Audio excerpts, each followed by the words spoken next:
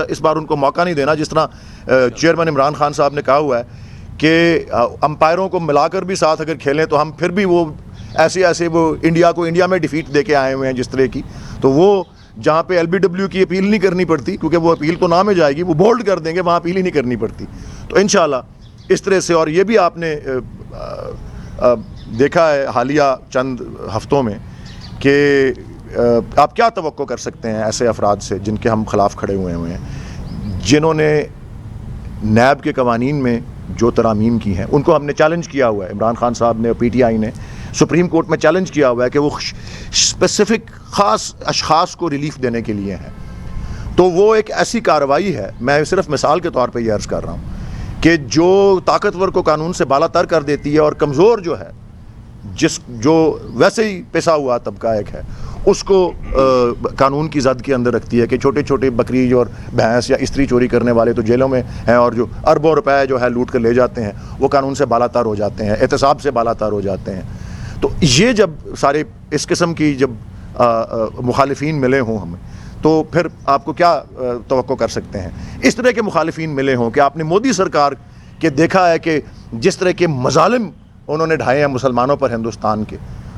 اور ان مظالم کے ڈھانے والوں کو جو اپنے گھر بلاتے ہیں وہ جب مخالفین ہوں, تو آپ کیا توقع کر سکتے ہیں کہ ادھر کوئی کسی قسم کی کوئی ایتھکس, کوئی موریلٹی, کوئی ایمانداری, کوئی ضابطے اور قانون کی پاسداری ہوگی. تو اس سب کو جہاں جہاں سے کوئی اطلاع آتی ہے, اور انشاءاللہ جہاں پہ یہاں پہ فیصل آباد والے دوست جو ہیں ان کے ہمراہ جانے کا موقع ملے اور آبزرو کرنے کا موقع ملے, اور جو ظاہر ہے اب کیمپیننگ تو ختم ہو گئی ہے کل رات 12 بجے سے, لیکن جو سلسلہ ہم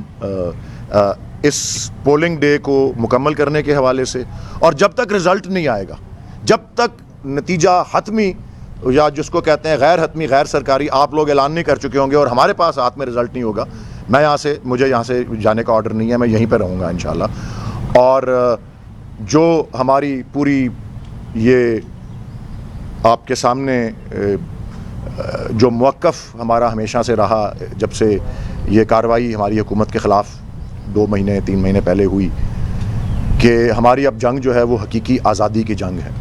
اور حقیقی آزادی کیا ہوتی ہے اس کا تو آپ, اور آزادی کتنی بڑی نعمت ہوتی ہے اس کا تو آپ پوچھیں ان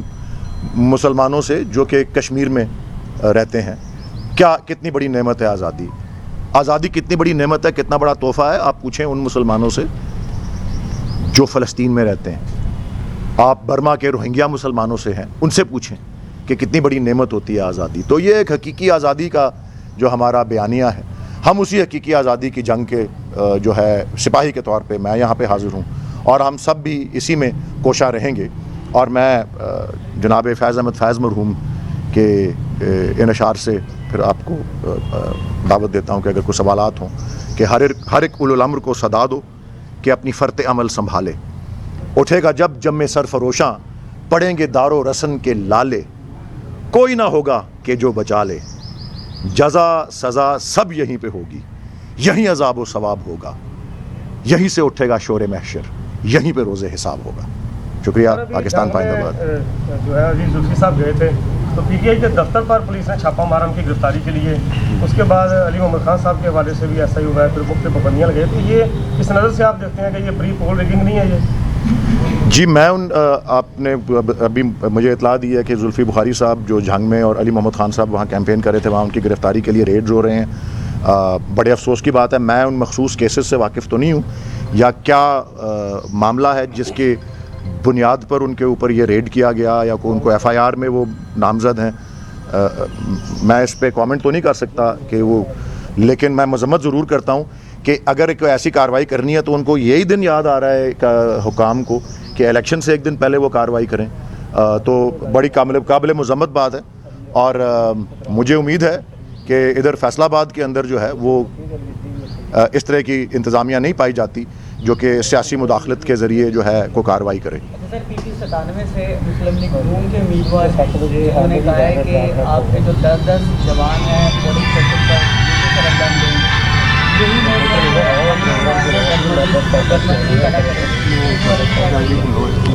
یہی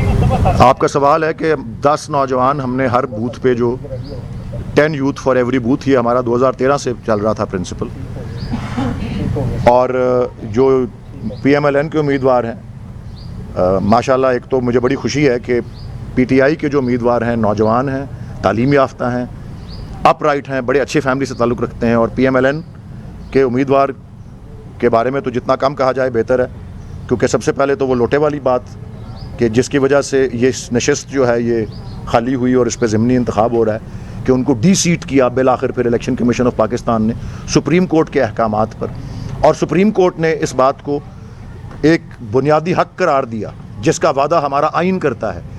کہ وفاداری ایک سیاسی جماعت کا آئینی حق ہے، ایک سیاسی جماعت کا بنیادی فنڈامنٹل رائٹ ہے لائلٹی۔ تو وہ بے وفا اور ڈس لائل شخص جس کے بارے میں یہ میرا خیال زیادہ یہی جانا جاتا ہے کہ انہوں نے ابھی تو پارٹی شروع نہیں ہوئی، ہر الیکشن کے لیے ایک نئی پارٹی جب چنی جاتی ہے یا اتنی پارٹیاں بدلنی جاتی ہیں کہ جتنے لوگ کپڑے بدلتے ہیں، تو وہ شخص اگر یہ کہہ رہا ہے کہ ہمارے 10 نوجوان جو ہیں شریف آدمی وہ ہر بوتھ پہ جا کے بدمزگی پیدا کریں گے، میں تو اپنے تجربے سے یہی جانتا ہوں کہ اس کا الٹ جو ہے وہ یا اس کا متضاد جو ہے سامنے آتا رہا ہے۔ سو بہرحال جی ہمارا ہمیشہ سے جد و جہد پرامن رہی ہے، ہمارے تمام تر اجتماع اور تمام احتجاج جو ہیں وہ قانون اور آئین کے مطابق رہے ہیں اور ابھی بھی رہیں گے، اور ہماری تمام جو ہیں یہاں پہ یوتھ کی جو شرکت ہے، اسٹوڈنٹس جو ہمارے آئی ایس ایف سے ہیں اور جو ہمارے دیگر کارکنان عہدیداران جو ہیں، ان سب کی جو ٹریننگ ہے پی ٹی آئی میں بھی اور علاوہ اس کے بھی، کیونکہ ان سب بڑے رسپیکٹیبل لوگ ہیں، وہ ہمیشہ پرامن جد و جہد کی اور پرامن سرگرمی کی ہی ہے، اور کل بھی اسی کی توقع ہے ہماری طرف سے۔ لیکن پھر یہ بھی سن لیں، گبر سنگھ تم ایک مارو گے ہم 4 ماریں گے۔ اچھا سر، یہ ابھی لوٹوں کے لفظ پہ آپ کو شدید غصہ آپ کے فیس پر تھا، یہی سوال میرا بھی اب آپ سے ہے کہ تحریک انصاف کو سب سے زیادہ نقصان ان لوگوں نے پہنچایا کہ مشکل وقت میں یہ لوگ آپ کا ساتھ چھوڑ کے چلے گئے، آنے والے 2023 کے الیکشن میں عمران خان صاحب سے آپ غلطی کریں گے کہ لوٹوں کو دوبارہ ٹکٹ دیں گے یا ایسے جھوٹے لوگ جو آپ کے ساتھ بیٹھے ہیں اور جو ایسے پارٹی کا اثاثہ ہے انہیں ٹکٹ نہیں دیں، اس پہ آپ خان صاحب سے بات کریں گے یا خان صاحب کیا پالیسی بنا رہے ہیں؟ دیکھیں جی، یہ سوال جو ہے وہ یہ ہے کہ جی جو ٹکٹس کا ایوارڈ اب متوقع ہے، کیونکہ جن افراد نے، اور کہا گیا کہ جب لوٹوں کا لفظ میں نے استعمال کیا تو میرے چہرے پہ بڑا غصہ تھا، تو انہوں نے سوال جو کرنے والے میرے فاضل دوست ہیں انہوں نے یہی پوچھا کہ یہ وہ لوگ ہیں جنہوں نے مشکل وقت میں پارٹی کا ساتھ نہیں دیا، ساتھ چھوڑا، تو کیا اب دوبارہ اس طرح کے افراد کو عمران خان صاحب کسی آنے والے عام انتخاب میں ٹکٹ دیں گے؟ تو اس کا میں 2 حصوں میں جواب دیتا ہوں۔ اس کا پہلا حصہ جو جواب کا ہے وہ تو انہی 20 نشستوں پر جو ٹکٹس کا ایوارڈ ہوا ہے، اس میں دیکھیں عمران خان صاحب نے کسی 2018 کے الیکشن سے پہلے بھی کہا تھا کہ میں کینڈیڈیٹس کو خود انٹرویو کروں گا، لیکن وہ اتنی بھرمار تھی کہ ان کو اس کا موقع نہیں مل سکا، اور الیکشن میں وقت اتنا کم رہ گیا تھا، اور بھی بہت سے لوگ جن کے بارے میں خود اپنے انٹرویوز میں عمران خان صاحب نے کہا ہے کہ میرے میں ایک یہ ایسا ایک ان کی شخصیت کا ایک ایسا حصہ ہے کہ وہ میں ہر ایک کو ٹرسٹ کرتے ہیں، تو بہت سے لوگوں نے ان کے ٹرسٹ کو جو ہے بعد میں ان کے اعتماد کو مجروح کیا، بٹرے کیا، تو بہرحال ان کو ٹھیک طرح اس وقت فیصلہ کرنے کا جو ہے چانس نہیں دیا۔ لیکن یہی جو 20 نشستوں پہ جو ٹکٹس کا ایوارڈ ہے، اس میں ایک ایک نشست کے لیے عمران خان صاحب نے خود کینڈیڈیٹس کو 3 کے کینڈیڈیٹس کو خود جو متوقع کینڈیڈیٹس تھے ان کو خود انٹرویو کیا، اور میں I believe in my heart, میں اپنے دل میں یہ یقین رکھتا ہوں کہ جب اگلا عام انتخاب آئے گا تو عمران خان صاحب اس بات کو چھوڑ دیں کہ اور میرے خیال اب ان کو پورا اندازہ، انہوں نے ہمیشہ اپنے کرکٹ کے تجربے سے بھی یہی بتایا تھا کہ جب بھی آپ گرتے ہیں اور گر کے اٹھتے ہیں، کیونکہ کہتے ہیں کہ تمام شکست جو ہے وہ مائنڈ میں ہوتی ہے، جب وہ گر کے اٹھتے ہیں آپ تب تک نہیں ہارتے جب آپ ذہن میں نہیں مانتے کہ میں ہارا ہوں، تو وہ انشاءاللہ انہوں نے جب گر کے اٹھنے والا جو تجربہ ہے اس سے جو گزر چکے ہیں، میں یقین رکھتا ہوں کہ ٹکٹ کا ایوارڈ جو ہے بڑا ایک مشکل فیل ہوتا ہے۔ مجھے سوال یہ بھی پوچھا گیا کہ میرے ساتھ جو دائیں بائیں میں اور مزید جو محنتی دوست بیٹھے ہوئے ہیں، بالکل جی، ہر محنتی شخص کو اور اس شخص کو دیکھیں ٹکٹ ایوارڈ کرنے میں سب سے اولین جو ایک معاملہ ہوتا ہے وہ یہ ہوتا ہے کہ کیا یہ ٹکٹ جس کو ایوارڈ کر رہے ہیں کیا یہ سیٹ بھی ون کر سکتا ہے یا نہیں۔ تو سیٹ ون کرنے والے محنتی، اپ رائٹ اور وفادار شخص کو ضرور جو ہے میں سمجھتا ہوں اور میرا اپنا اندازہ اور مجھے یقین ہے کہ اس بار ایسا ہی ہوگا, اگلی بار بھی ان 20 نشستوں پہ بھی اسی طرح ہوا ہے اور آگے بھی اسی طرح ہوگا انشاءاللہ. داخلہ نے کہا کہ جہاں جہاں انتخابات ہو رہے ہیں وہاں 500 افراد کا جتھا پہنچ رہا ہے,